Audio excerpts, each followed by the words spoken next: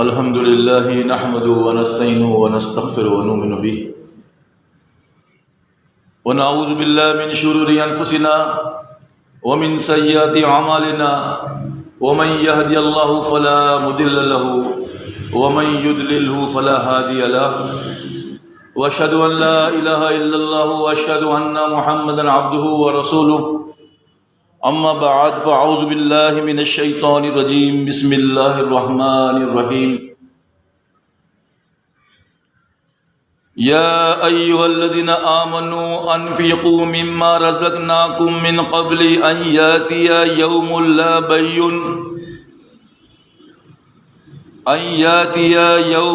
بیع فیہ ولا خلة ولا شفاعة والکافرون هم الظالمون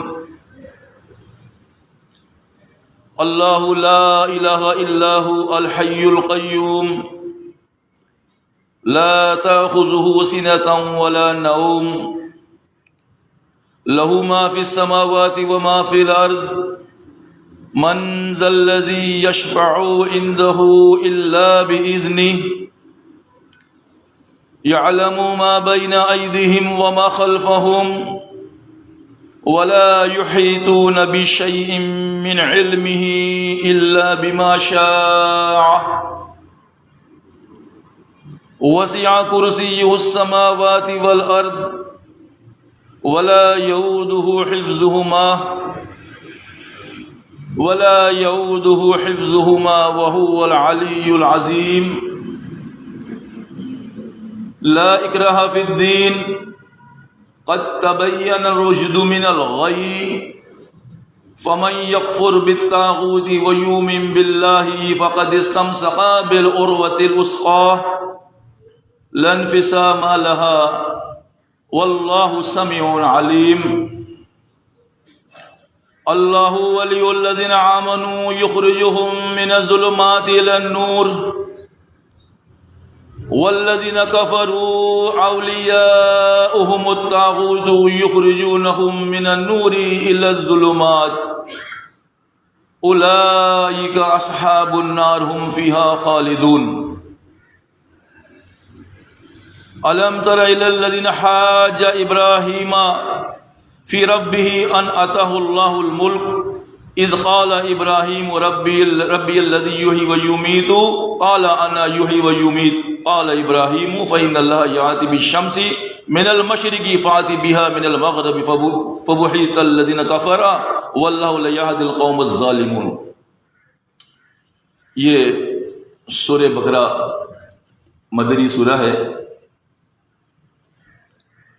جس کی تقریباً میں نے 4 آیتیں تلاوت کی ہیں۔ یہ قرآن کی طویل ترین سورہ میں سے ایک سورہ ہے۔ اس میں 286 آیتیں ہیں۔ میں نے اس میں سے ان 286 میں سے میں نے یہ 4 آیتیں سلیکٹ کی تھی۔ ان آیات کے اندر رب کریم فرماتے ہیں، شروعات پروردگار نے فرمایا یہاں سے، یا ایھا الذین آمنوا، اللہ کا خطاب ہے ایمان والوں سے۔ فرمایا مالک نے، یا ایھا الذین آمنوا، اے ایمان والو، انفقوا مما رزقناکم، اے ایمان والو جو مال اللہ نے تمہیں دیا ہے اس میں سے خرچ کرو۔ انسان اپنی پیدائش پہ غور کرے تو ہر انسان جب پیدا ہوتا ہے بغیر کپڑوں کے پیدا ہوتا ہے، کچھ نہیں ہوتا اس کے پاس۔ ہم سب بھی بغیر کپڑوں کے پیدا ہوئے ہیں، اور جب ہمیں موت آئے گی تو ہم بھی بغیر کپڑوں کے صرف ایک کفن کے اندر ہمیں لپیٹ کر دفنا دیا جائے گا۔ زندگی اور موت کے درمیان جو وقفہ ہے، اس میں انسان پیدائش کے بعد جو کوئی جاب کرتا ہے، کوئی بزنس کرتا ہے، کوئی کاروبار کرتا ہے، کوئی دکان کھولتا ہے، اس دوران وہ اپنے لیے، اپنے بچوں کے لیے روزی کماتا ہے۔ تو روزی کمانا اللہ نے کیا فرمایا کہ جو مال اللہ نے تمہیں دیا ہے، یہ مال جو تمہارے پاس ہے تمہارا اپنا نہیں ہے، تم تو جو پیدا ہوئے تھے بغیر تمہارے پاس کچھ بھی نہیں تھا. یہ جو مال تمہارے پاس ہے، یہ جو گھر تمہارے پاس ہے، تمہارے پاس یہ گاڑیاں ہیں، موٹر سائیکلیں ہیں، آسائشیں ہیں، یہ سب کچھ تمہارے رب نے تمہیں دیا ہے. اور جس رب نے تمہیں یہ دیا ہے وہ لینے کا بھی اختیار رکھتا ہے. اگر اس نے تمہیں دیا ہے تو وہ لے بھی سکتا ہے وہ. تو اللہ نے یہاں پہ انڈیکیٹ کیا، بتایا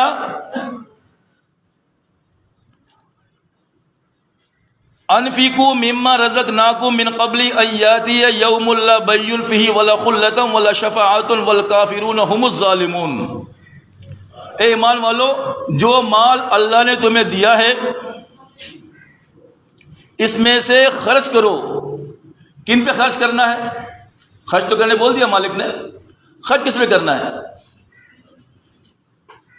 سب سے پہلے تمہارے رشتہ داروں کو تم پر حق ہے، جو تم سمجھتے ہو کہ ہمارے رشتہ دار ہیں جو کہ غریب ہیں، اس پر پہلے مال خرچ کرو اپنا.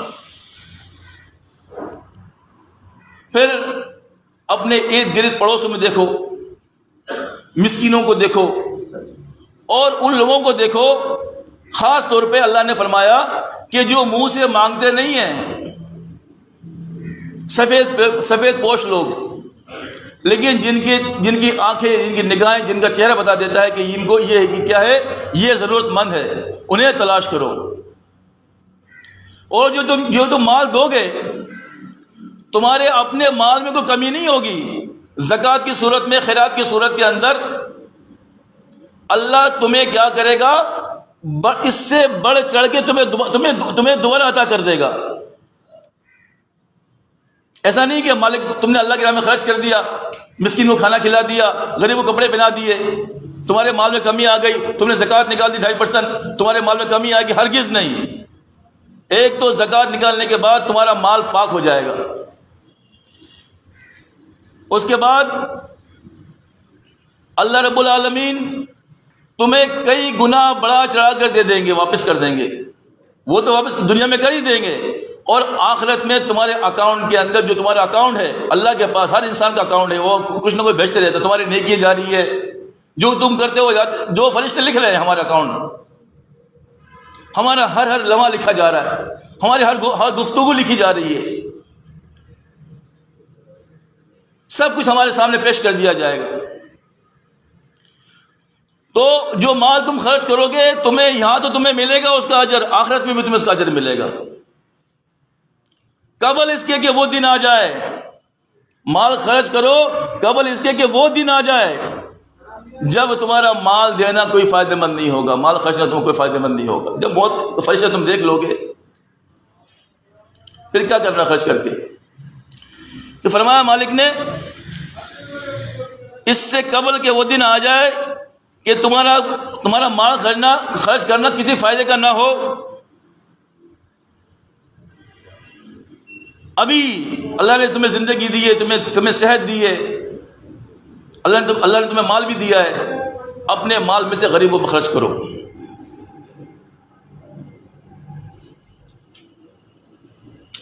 فرمایا مالک نے،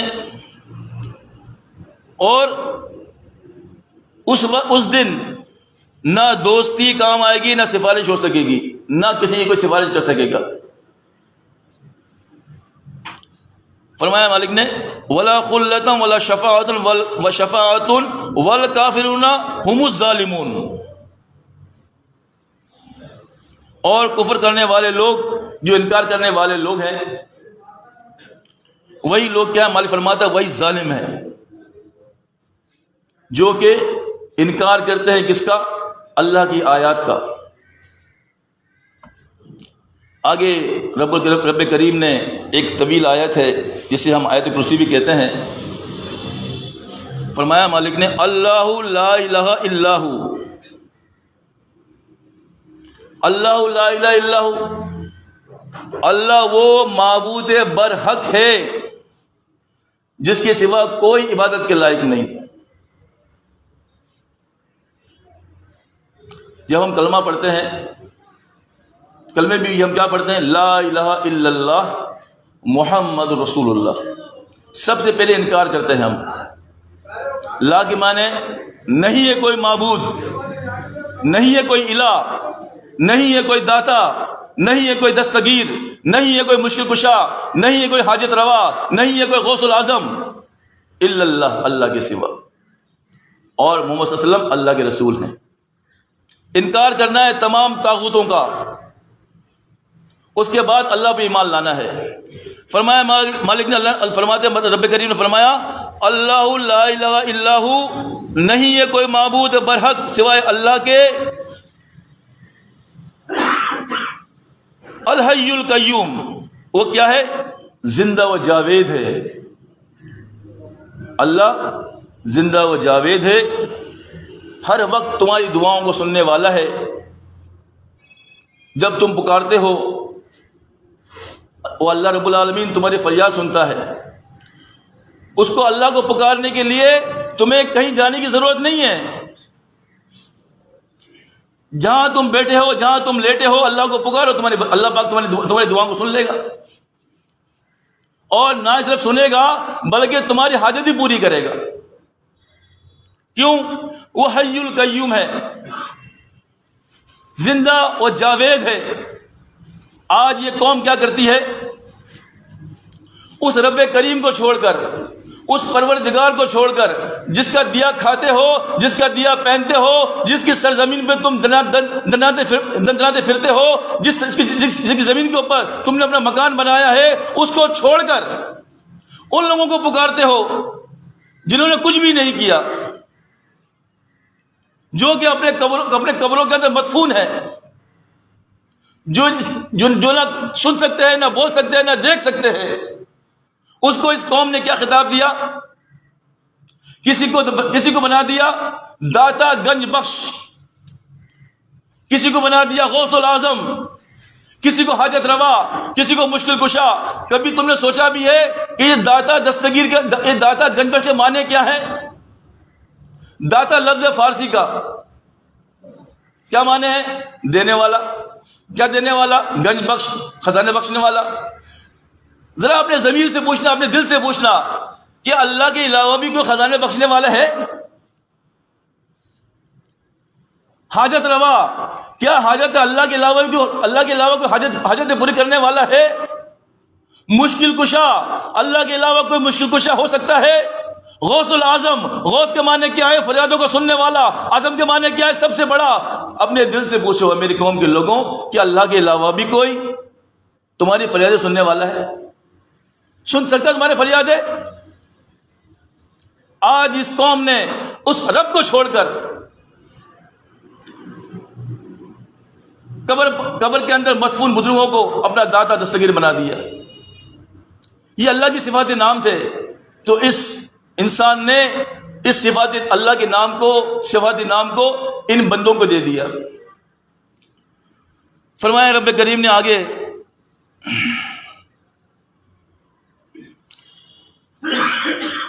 وہ حی القیوم ہے، زندہ و جاوید ہے، ہمیشہ سے ہمیشہ رہے گا. لا تاخذہ سنۃ ولا نوم، نہ اسے اونگ آتی ہے نہ نیند آتی ہے. یہ ہے رب. نہ رب کو نیند آتی ہے نہ اونگ آتی ہے. یہ جو تم دیکھتے ہو، یہ سیارے، یہ سورج اپنے مدار میں گھوم رہا ہے، یہ چاند اپنے مدار میں گھوم رہا ہے، سیارے اپنے مدار میں گھوم رہے ہیں، زمین اپنے مدار میں گھوم رہی ہے. کبھی سوچا بھی ہے اگر مائکرو سیکنڈ کا بھی فرق آ جائے تو سب یہ آپس میں ٹکرا جائیں گی. یہ کون ہے اس کو دیکھنے والا؟ کون ہے جو اس کی نگرانی کرنے والا ہے؟ یہ رب ہے. نہ اسے نیند آتی ہے نہ اسے اونگ آتی ہے. اور تقریباً 8 ارب انسان دنیا میں بستا ہے. 8 ارب انسان کے لیے اللہ رب العالمین روزی پیدا کرتے ہیں، روزانہ روزی پیدا کرتے ہیں اس کے لیے. 8 ارب انسان اگر ایک روٹی کھائے گا تو 8 ارب روٹیاں چاہیے. اتنی گندم کون پیدا کرتا ہے؟ 8 ارب انسان اگر ایک گلاس پانی پیے گا تو 8 ارب گلاس پانی چاہیے. اتنا پانی کون پیدا کرنے والا ہے؟ وہی جسے نہ نیند آتی ہے نہ اونگ آتی ہے، وہی کر سکتا ہے یہ کام۔ آگے فرمایا پروردگار عالم نے لہو ما فی السماوات و ما فی الارض، جو کچھ آسمانوں میں ہے اور جو کچھ زمین میں ہے اسی کا ہے۔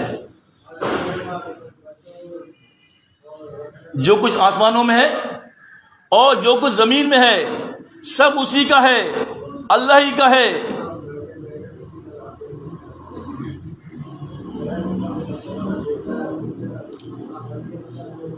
من ذا الذی یشفع عنده الا باذنہ، کون ہے کہ اس کی اجازت کے بغیر سفارش کر سکے؟ کسی میں ہمت ہے؟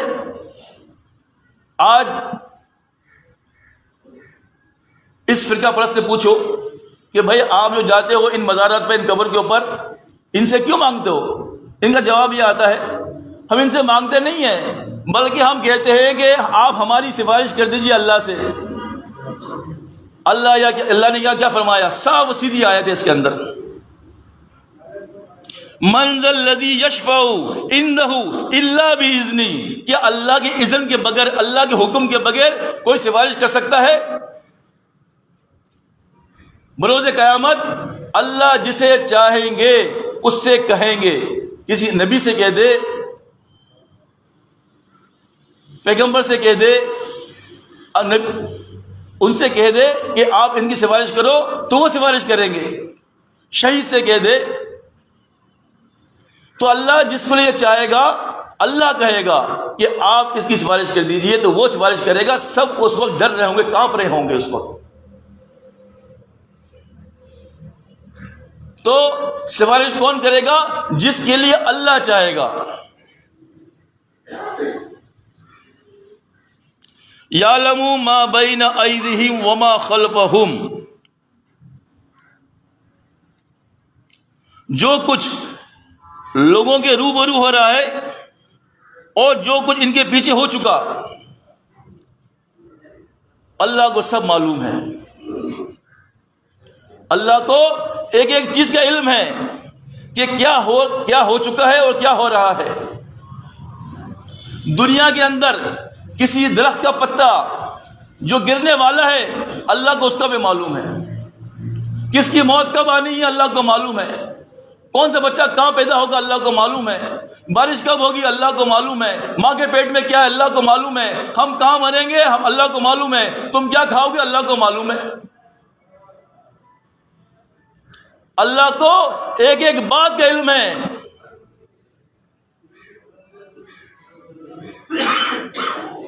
اللہ نے فرمایا وَلَا يُحِيطُونَ بِشَيْءٍ مِّنْ عِلْمِهِ إِلَّا بِمَا شَاءَ،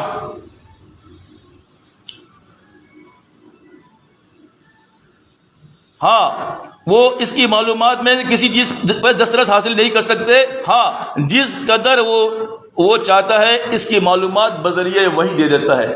کچھ باتیں اللہ رب العالمین اپنے نبیوں کے اوپر بذریعہ وحی پہنچا دیتے ہیں۔ اگر اللہ چاہتے ہیں تو وحی کے ذریعے سے اپنے نبیوں کو کچھ باتیں بتا دیتے ہیں۔ عالم الغیب صرف اللہ رب العالمین ہے، اللہ کے علاوہ کوئی بھی عالم الغیب نہیں ہو سکتا۔ نہ فرشتے عالم الغیب ہیں، نہ انبیاء عالم الغیب ہیں، نہ کوئی انسان عالم الغیب ہو سکتا ہے سوائے اللہ کے۔ صرف اللہ رب العالمین عالم الغیب، اس کو غیب کا علم ہے بس۔ فرمایا مالک نے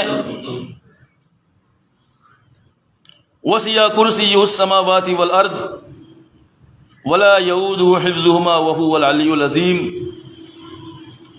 اس کی کرسی، اس کی بادشاہت سب پر حاوی ہے، آسمان و زمین سب پر حاوی ہے، اور اسے ان کی حفاظت میں کچھ بھی دشواری نہیں ہوتی، اللہ کو کوئی دشواری نہیں ہوتی ہے اس کی حفاظت کرنے کے لیے۔ وہ بڑا عالی مرتبہ ہے اور جلیل القدر ہے۔ کون؟ ہمارا رب پروردگار عالم۔ یہ آیت الکرسی کے بعد اللہ نے دوسری آیت فرمائی ہے لا اکراہ فی الدین، دین کے اندر کسی قسم کی کوئی زبردستی نہیں ہے.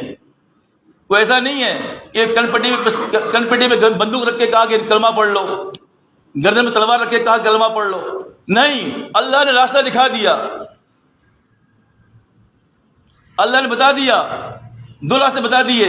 یہ میری طرف جاتا ہے، یہ کفر کی طرف جاتا ہے.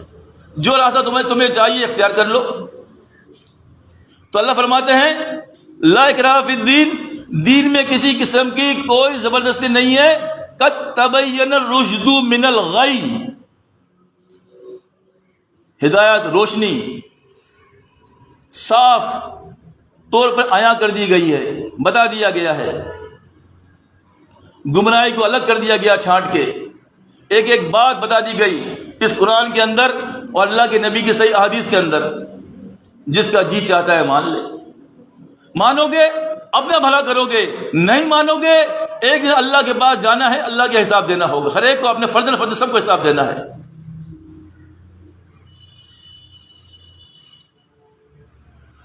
قد تبین الرشد من الغی فمن یکفر بالطاغوت ویؤمن باللہ فقد استمسک بالعروۃ الوثقی.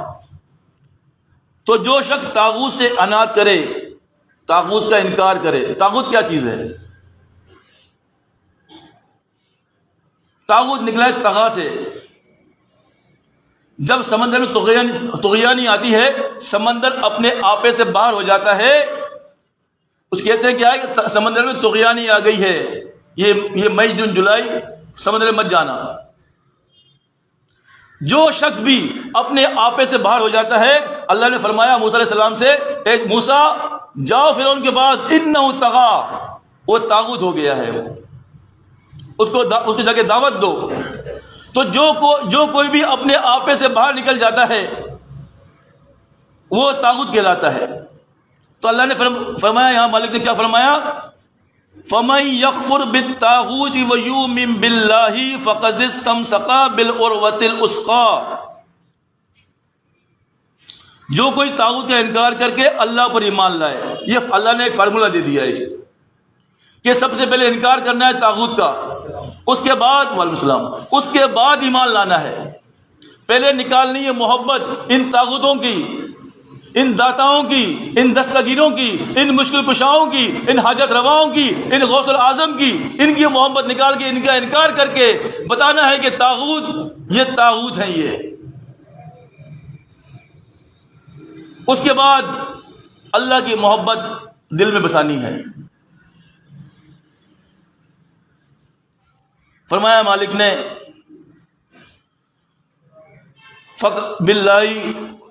بالطاغوت ویؤمن باللہ فقد استمسک بالعروۃ الوثقی لا انفصام لها واللہ سمیع علیم. اور جس نے اللہ کی محبت دل میں بسا لی طاغوت کا انکار کرنے کے بعد، اس نے کیا کیا؟ اس نے ایک مضبوط سہارا تھام لیا جو کبھی ٹوٹنے والا نہیں ہے. ایسا مضبوط سہارا.